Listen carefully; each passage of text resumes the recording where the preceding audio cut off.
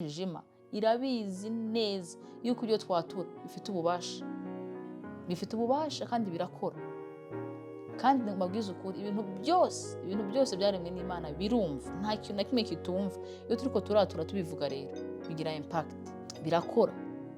David rero yamaze kubimenya, maze aravuga ngo Uwiteka we niwe mwungere wanje, ni wowe umenya aho uri bunshishe, ni wowe umwungere umenya ngo intamira nyura hehe, ni wowe umenya inzira uri bunshishemo. Guhanura nta kindi kibisaba no kwatura, no kubivuga. Isi y'umwijima ikabyumva, umwuka ukabimenya, ikirere kamenya yuko uri kurabyatura, kandi uko ubyatura niko nawe ubyizera. Uko ubyatura niko bikubera.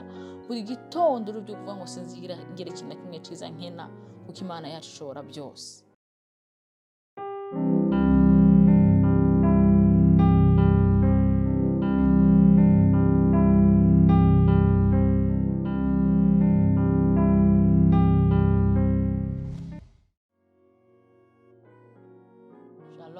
Shalom bene data, turongeye turabasuhuje kandi aho muherereye mwese, tubabwira ngo ubuntu bw'Imana n'amahoro y'Imana bibane namwe aho muri. Twongeye gushimira Imana kandi iyo yatwemereye ikaduha uyu munsi mwiza ngo tuwishimiremo, ngo tunezererwemo. Muri Grace Overflow Imana yatugira ubwo buntu. Reka dusangire ijambo ry'Imana Imana yashize ku mutima uyu munsi. Ndashaka yuko uyu munsi dukora ikintu ca declaration, isengesho ryo gusenga, dusengera imiryango yacu, duhanurira ibintu bisa nkaho bipfuye, bisa nkaho ubona ko bikomeye, izo situation ubona nkaho mengo ntizishobotse, izo ntambara urimo. Ndashaka ko tuzihanurira, kuko ijambo ry'Imana tubwira ngo uvuga wese avuge nk'uvugishije. Kandi ijambo ry'Imana kongera katubwira ngo abizeye Yesu ngo babaye umwuka umwe nawe. Iyo tuvuga nk'Imana, ntabwo tuvuga nkatwe, ko twabaye umwuka umwe na Kristo. Rero ndashaka ngo uhanurire ibyo bintu byose. Nimba ari umwana ubona agwaye, muhanurire. Nimba ari umwana ubona afite ikibazo, uhanure umubwire ngo uzabaho. Nimba ari umugabo ubona agwaye, nimba ari umugabo ubona asa nk'uwakunaniye, ndashaka kubwira ngo turashaka kumuhanura muri Psalm 23 tudeclare. Ndashaka gusoma Psalm 23, ni Zaburi ya Dawidi 23, iri mu mazaburi nkunda cyane. Ni Zaburi neza umutima wanje cyane, kuko yerekana uburyo David yari yizeye Imana mu bikomeye, mu yatabonera igisubizo, akavuga ngo wewe kuko nizeye imbaraga zawe. Yarebaga kure, yarebaga ejo akahabona ukuntu ari heza, maze akahabwira, maze akabivuga, akabyatura. Buri isi y'umwuka irumva, isi y'umwuka irumva ikintu cyose cyaremwe n'Imana kirumva. Uko turushaho kubivuga niko birushaho kugira imbaraga ku buzima bwacu. Reka dusome Zaburi, ndayisoma yose ku mihangane tuyumvirize. Haravuga ngo Uwiteka niwe mwungere wanje, sinzakena. Andyamisha mu canya c'ubwatsi bubisi, anjana iruhande rw'amazi adasuma. Asubiza intege mu bugingo bwanje, anyobora inzira yo gukiranuka kubw'izina rye. Ngo naho nanyura mu gikombe c'igicuru c'urupfu, sinzatinya ikibi cose, kuko ndi kumwe nawe. Ishimbo yawe n'inkoni yawe nibyo bimpumuriza. Haleluya. Ngo ntunganiriza ameza mu maso y'abanzi banje, musize amavuta mu mutwe. Igikombe canje kirasesekara, igikombe canje kirava flowinga, kirasesekara. Nukuri kugirirwa neza n'imbabazi bizanyumaho iminsi yose. Nkiriho nanje nzaba mu nzu y'Uwiteka iteka ryose. Haleluya. Ndashaka kubabwira iyi Psalm mpamvu ndayikunda cyane. Nosomye Psalm za David ndamukunda cyane. David ni umugabo yagiraga kwizera, akagiraga umutima wo gushima Imana mu circonstance yose, yagiraga umutima w'Imana. Rero ikintu nshaka kubabwira kuri Psalm, ni Psalm David yatureye amajambo. Yari ahantu mu gitare, Sawuli ariko aramuhiga, amumereye nabi, n'abasirikare bamuhiga imbere n'inyuma bashaka kumwica. Yari mu circonstance mabi cyane. Tekereza uko urahigwa, tekereza utazi ngo uraja hehe, uranyura hehe, utazi ngo uraca mu yihe nzira, ni ukasi ninca hano ndi buhure n'aba basirikare. Ariko David aratura. Haleluya. Haleluya. Maze aratura avuga ngo Uwiteka niwe mwungere wanje, sinzakena. Ariko aravuga ukuntu ari umwungere we, avuga Mana niwe mwungere wanje. Yabivuga ari ahantu hari ahantu atabona inzira, ariko kugira kubyatura kuri iyi si y'umwijima irabizi neza yuko ibyo twatura bifite ububasha kandi birakora. Kandi mbabwiza ukuri, ibintu byose byaremwe n'Imana birumva, nta kintu na kimwe kitumva. Iyo turiko turatura tubivuga rero bigira impact, birakora. David rero yamaze kubimenya, maze aravuga ngo Uwiteka we niwe mwungere wanje, ni wowe umenya aho uri bunshishe, ni wowe umwungere umenya ngo intama iranyura hehe, ni wowe umenya inzira uri bunshishemo kugira ngo mbashe kudahura n'abantu ba Sawuli bangirire nabi. Maze aravuga ngo sinzagira ikintu na kimwe nkena. Uri mu rutare, wenda ngira yabuze n'ibyo kurya, yari yabuze n'iki, akavuga sinzagira ikintu na kimwe nkena, sinzabura imyambaro nubwo ndi hano mu rutare, sinzabura iconge nubwo ndi hano mu rutare, ikintu cyose nzakibona kuko Uwiteka ari umwungere wanje. David avuga aya majambo yari abizi neza yuko umwungere adashobora kwemera yuko intama igira ikibazo. Impamvu yabyatuye aravuga ngo Uwiteka we magire yone ko ndiko ndabona byose, niwe mwungere wanje, sinzagira ikintu na kimwe nkena. Haleluya. Nawe ndakubwira ngo hanurira ubuzima bwawe, hanurira ubwo bukene uri kurareba. Nimbona umunsi udafite ico abana, nimbona umunsi ubona ikibazo ca minervare, nimbona umunsi ushobora kubona amafaranga yo kwishura inzu byagoranye, bwira Uwiteka. Umubwire Uwiteka niwe mwungere wawe, mubwire ko atakintu na kimwe uzigera ukena. Isi y'umwijima izobyumva, irekura umugisha wawe ubone. Ntabwo Imana izakureka, ntabwo Imana izagutererana. David yarabimenye kandi niko byagenze, Imana yamubereye byose. Nta kintu na kimwe yigeze akena, niko kuri, nta kintu na kimwe yigeze akena. Imana yamubereye umwungere, ikaziramuyobora mu ntambara. Igihe cyose baje kumutera, akayoboza Imana inzira, Imana ikamubwira ati ca hano, agatsinda intambara zose uko zabaga zije. Maze amanutse ahandi hantu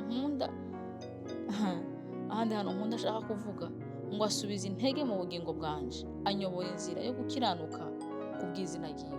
Ni wowe wenyine uduha imbaraga iyo twacitse intege. David yumvaga zacitse aho, ni wowe wenyine wabasha kumpa imbaraga, ndananiwe. Agahita avuga ngo asubiza intege.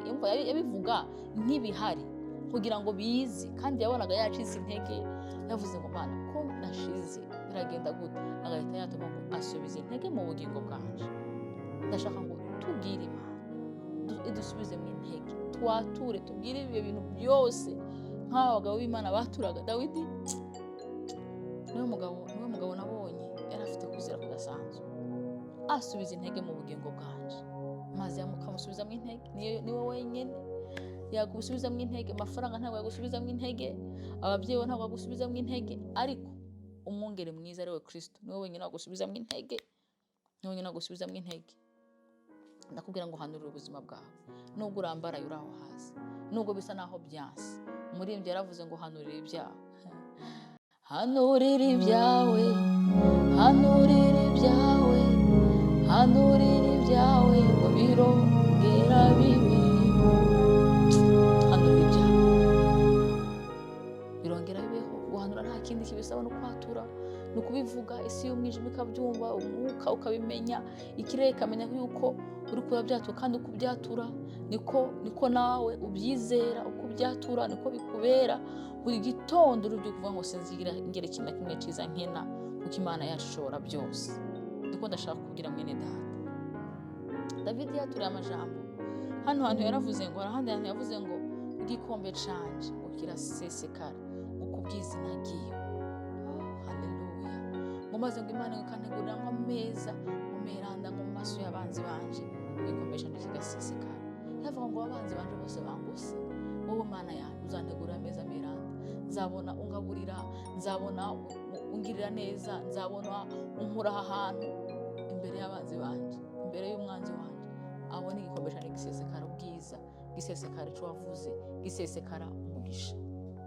Akabivuga araho, kandi byarabaye. Amanutse munsi kandi aravuga ngo haleluya. Ahita yemerera Imana nyuma yo kubona ibyo, akavuga ngo nanje umva yari yamaze kubibona, yari yamaze kubyakira, yari yamaze yabyatuye nk'ibihari. Maze aravuga ngo kugirirwa neza n'imbabazi ngo bizanyuma iteka ryose. Yo, haleluya, haleluya. Umuririmbyi aravuze ngo nukuri ineza n'imbabazi bizanyoma w'iminsi yose, nanje nzaba mu nzu y'Uwiteka iminsi yanje yose iriho. Nukuri ineza n'imbabazi bizanyoma w'iminsi yose, nanje nzaba mu nzu y'Uwiteka iminsi yanje yose iriho. Hakika wema na fadhili vitanifuata mimi, nitakaa nyumbani kwa Baba siku zote za maisha yangu. Haleluya. David yavuga aya magambo yari yamaze kubyizera, akavuga ngo Mana, nanje nzaba mu nzu yawe, nunkorera ibintu byose, nigera muri ibintu byose. Ahita asezerana Imana ngo Mana, nanje nzaba mu nzu yawe iminsi yose. Aravuga ngo ineza n'imbabazi, nukuri neza n'imbabazi, arabivuga ngo imbabazi zawe zizanyumaho Mwami, nubwo nzagira intege nke gute, nubwo nzaca mu bimeze gute, imbabazi zawe zizanyumaho iteka ryose. Kandi niko byagenze. Imbabazi z'Imana zabanye na Dawidi, ineza y'Imana yagendanye na Dawidi ku ngoma ye kugeza ayivuyeho. Maze nawe ibyo yasezeranyije Imana ngo azaba mu nzu ye iteka ryose, niho hantu yiberaga.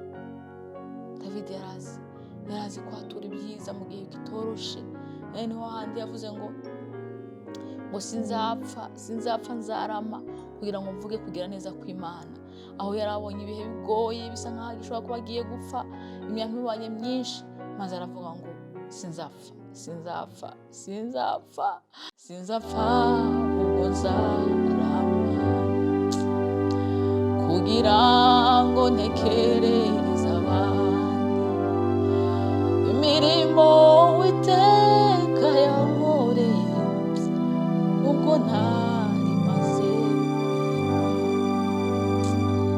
ubuhe bwoko bufite Imana yabwibuba hafi, nk'uko Uwiteka aje ahora na natwe. Mutima wanje reka arahumuriza umutima wiwe, akabwira umutima ngo umutima wanje humura. Nta bundi bwoko bufite Imana nk'iyanje, nta bundi bwoko bufite Imana iba iruhande rwayo nk'iyanje. Yarizeye Imana yiwe, akavuga ngo ntaco nzarama kugira ngo ntekerereze abantu imirimo myiza yadukoreye. Nawe mbega iyo nzu ya Camuna umwana ashaka gutwara, ntibikunda. Iyo nzu uzayibamo kugira ngo utekereze abana bawe imirimo myiza Imana igiye kugukorera. Ntibikunda, ntaho ubizokunda.